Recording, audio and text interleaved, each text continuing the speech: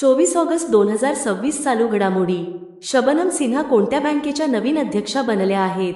Airtel payment bank. 12व्या BRICS पर्यावरण मंत्र्यांच्या बैठकीचे अध्यक्षपद कोणी भूषवले आहे? भूपेंद्र यादव. फिफा महिला विश्वचषक 2027 चे आयोजन करणारा देश कोणता ठरला आहे? ब्राझील. नीरज चोप्राने स्वित्झर्लंडमधील लॉझान डायमंड लीग 2026 मध्ये 88.5 मीटर भालाफेक करत कितवे स्थान पटकावले आहे? दुसरे. सिंगापेंगळ उद्यमिता क्रेडिट योजना कोणत्या राज्याने सुरू केली आहे? तमिळनाडू. लॉझान डायमंड लीग 2026 मध्ये श्रीलंकेच्या रुमेश पाथिरागेने किती मीटर भालाफेक करत पहिले स्थान पटकावले आहे?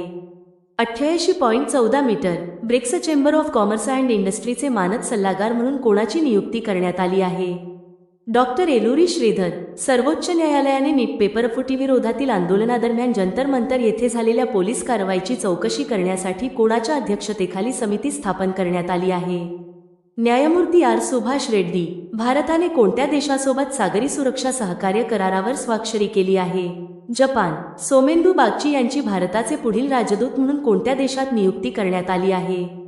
स्वित्झर्लंड. तुम्हाला व्हिडिओ आवडला असेल तर आमच्या यूट्यूब चॅनेलला सबस्क्राईब जरूर करा आणि अधिक चालू घडामोडीसाठी आमच्या टेलिग्राम चॅनेलला नक्की जॉईन करा.